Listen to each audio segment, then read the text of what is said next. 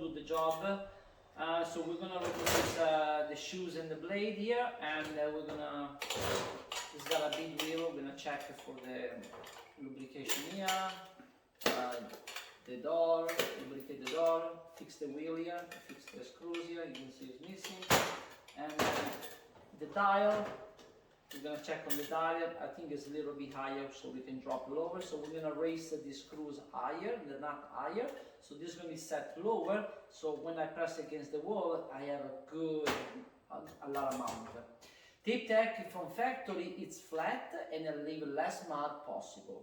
Columbia and other brand, they are different, but they all do the same job. They all can be adjusted because it's all metal screws. Okay. And your repair for that copper, it would be just a part about $150 or something. That's expensive. Yeah.